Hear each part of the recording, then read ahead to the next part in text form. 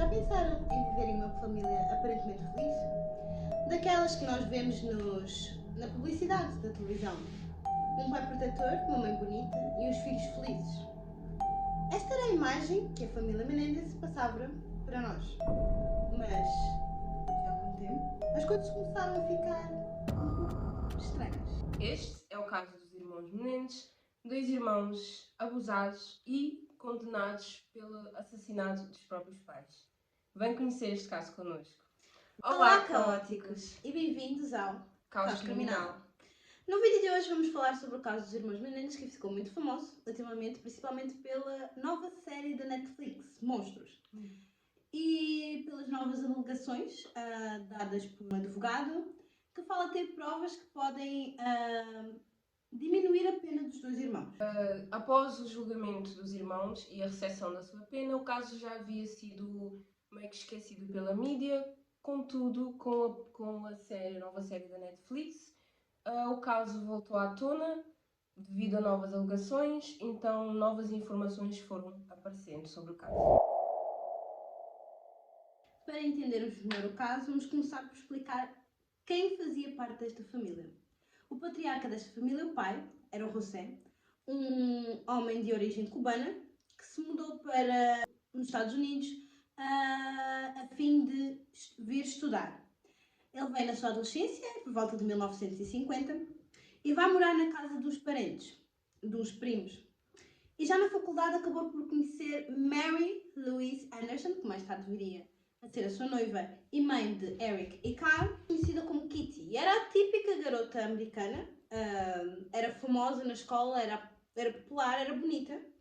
E os dois acabaram por se apaixonar. As duas famílias entre si não apoiavam muito a relação, mas eles acabaram por se apaixonar e mudar-se para Nova York. Depois de se mudarem, José começou a marcar presença no mercado do entretenimento, ganhando assim uma certa fama, um certo reconhecimento. A família conseguiu estabelecer-se e crescer. Era aquela típica família americana perfeita, com a vida perfeita, e aparentemente tudo estava bem. Só que por trás das aparências, as coisas não eram bem aquilo que parecia. José era um homem completamente controlador, que exigia bastante dos seus filhos, além de que ele era adúltero, traía a sua esposa e, como sabemos, também abusava dos seus filhos. A Kitty ficou grávida, foi de Lyle, o filho mais velho. Ficou grávida, foi uma gravidez inesperada. E quando ficou grávida, a Kitty trabalhava, se eu não me engano, numa escola, certo? Era professora. E gostava muito de viajar e de trabalhar. E quando ficou grávida, o José deu-lhe um ultimato.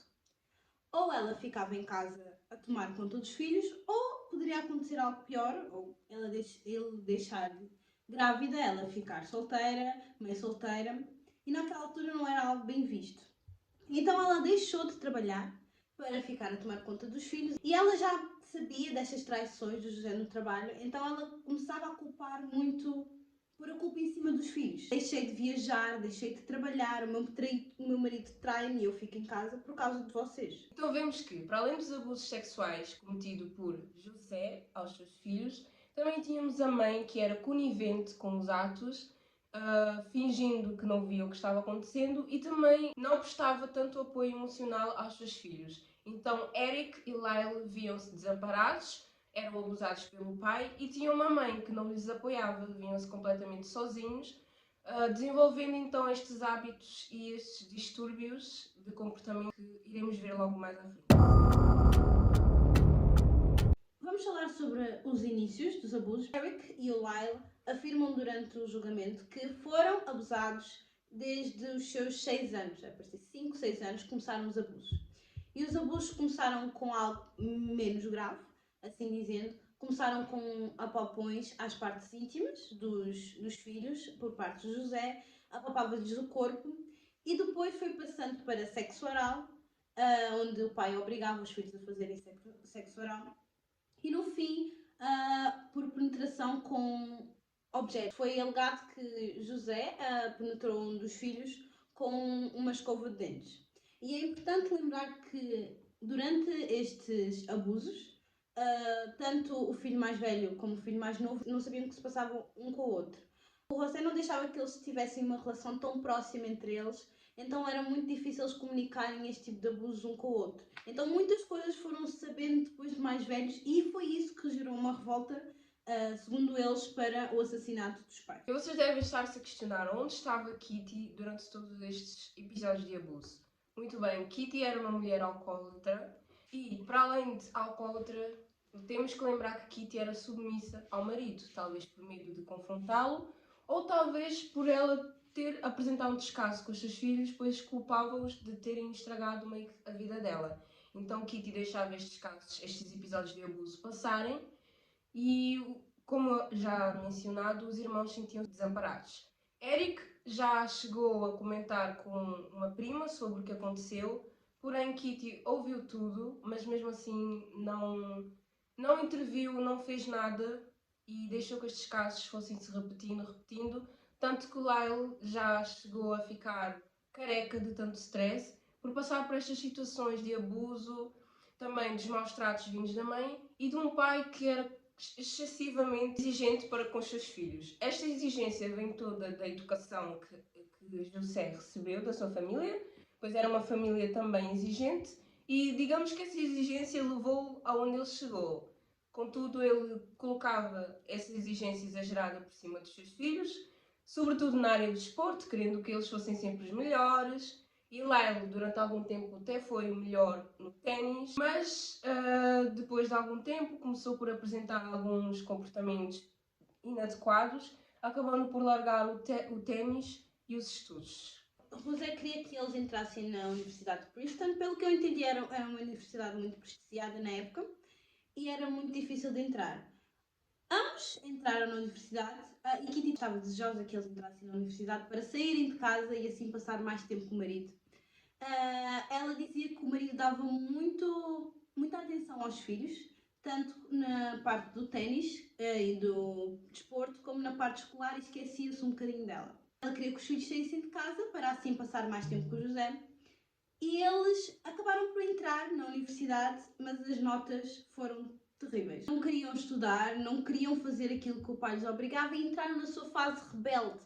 Eles começaram a ter amigos que não eram de encontro aos padrões dos pais, começaram a fazer coisas que não ficavam bem para a família, para a imagem que José e Kitty tinham criado. Então as coisas começaram a ser um pouco mais caóticas e os irmãos começaram a ficar cada vez mais revoltados. Lyle já havia passado por todo o abuso do pai, desde sua infância até ter crescido, porém, ao descobrir que também o seu irmão mais novo estava a passar pelos mesmos abusos, ele não conseguiu lidar bem com a situação. Eles então começaram a planear a morte dos pais, o assassinato que assim iam fazer, e foi aí que chegámos à noite do assassinato de 1989, dia 20 de agosto. 20 de agosto de 1989 foi o dia em que Lyle e Eric decidiram colocar o seu plano em ação. Os dois assassinaram os pais a tiros. José tinha 45 anos e Kitty 47. O crime ocorreu na casa da família, na mansão em Beverly Hills. Na época, Lyle e Eric tinham 21 e 18 anos. Os irmãos, após terem assassinado os seus pais para criar um álibi, decidiram então ir ao cinema. Questionados pela polícia, os irmãos num primeiro momento disseram que haviam saído para ir ao cinema, aí a meio do caminho viram que Eric não tinha a sua carteira, voltando para trás para buscar a carteira e ao voltar a casa viram então o corpo dos pais. Este assassinato foi todo planeado pelos irmãos. Eles chegaram com o carro a casa, os pais estavam na sala de cinema da família a assistir algo e então chegaram com armas potentes e foram disparados vários tiros na nuca de José. Ele quase foi decapitado pelos tiros e dispararam depois para Kitty. Quando dispararam para Kitty, ela não morreu instantaneamente, ficou a rastejar pela sala de cinema. E então Eric deu a volta à garagem, voltou ao carro e foi buscar mais munições para matar a mãe. Eles mataram a mãe com tiros na bochecha, que quando a polícia chegou ela estava tão deformada que não dava para reconhecer a própria Kitty. O assassinato dos pais levantou várias questões, devido à brutalidade do ocorrido, o que teria levado a que estes dois teriam morto os seus pais com tanta raiva e com tanto ódio. Pois essa é a questão. Terá sido um crime de vingança ou apenas um assassinato comum por algum motivo maior? Durante algum tempo ficou-se na dúvida se foram os irmãos ou se foi uma organização da máfia, porque a brutalidade do crime era algo comum que as máfias faziam. O José tinha tiros no joelho e era comum as máfias matarem assim. Mas depois de um tempo, os irmãos começaram a gastar muito dinheiro, começaram a esbanjar. O Eric, ou o Lyle, comprou o seu carro de sonho, um Porsche. Foi gasto imenso dinheiro em Rolex, em roupas de marca. Eles foram ao funeral dos pais com sapatos novos e no funeral dos pais não pareciam assim tão abalados como quando ligaram para a polícia e quando a polícia chegou. Então começaram-se a levar suspeitas.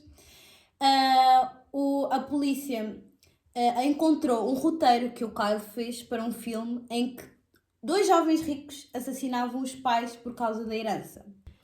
Chamaram um Lyle para vir falar com um amigo e durante essa conversa o Lyle confessou o crime. O problema é que o amigo não estava a gravar, então houve toda mais uma trama com o terapeuta em que ele também sabia do crime, mas não podia entregar as provas por código de conduta. Então a amante do terapeuta acabou por entregar o caso à polícia. E lembrando que, após terem mentido à polícia, posteriormente os irmãos acabaram por confessar em gravação que teriam sido eles os autores dos assassinatos. Durante o julgamento, Lyle deu o seu depoimento, contando sobre os abusos, contando que acabava também por repetir esses atos com o irmão, pois ele também passou a ser, Lyle, repetia esses atos com os irmãos, pois ele, sendo uma vítima, acabou por normalizar estes comportamentos, praticando-os com o seu irmão mais novo. O tribunal não acreditou no depoimento de Lyle, acusando os irmãos de terem assassinado os pais em busca de herança. O roteiro que foi feito para o filme, que Lyle fez, foi muito usado no julgamento. Era algo que comprovava a origem dos crimes deles. Eles fizeram, inspiraram-se, e na época também saiu um filme da produtora em que o pai trabalhava, sobre filhos que também mataram o pai pela herança, e o terapeuta dos dois dizia que eles inspiraram-se muito nesse filme para matar os pais. Ou seja, a história de matarem os pais pela herança começava-se a comprovar cada vez mais. O dos dois foram fotos que foram disponibilizadas em tribunal dos irmãos mais novos despidos, tiradas pelos pais. Isso não se podia ser desmentido. E na época também foi mais difícil, porque o caso foi um bocadinho ridicularizado. Eram homens que tinham sido abusados. Começou-se a levar para um lado mais homossexual. E há vários clipes, se pesquisarem na internet, de canais antigos da televisão em que começavam. Há um show como daqueles do Porchat, que vai lá um famoso falar, em que começavam a falar do caso e diziam assim, algo como: agora os filhos andam a matar os pais para terem herança, acham isto justo? E depois abusos, quem é que abusa do próprio filho? Ainda mais homens. Uma coisa dessas, e foi muito ridicularizado na época, o que é um bocadinho estúpido. Hoje em dia nós temos a consciência que tanto homens quanto mulheres podem ser abusados, mas na época era algo um bocadinho saído da casca. O caso teve a cobertura da mídia, que também não ajudou no caso, porque, como mencionámos, o roteiro feito por Lyle não ajudou, porque a história escrita no roteiro foi basicamente dos jovens que matavam os pais por conta da herança. A mídia acabou por associar esse roteiro ao caso, acusando os irmãos, então, como mencionámos, de matarem os pais pela herança. Posto isto, ficou a questão: vítimas ou assassinos?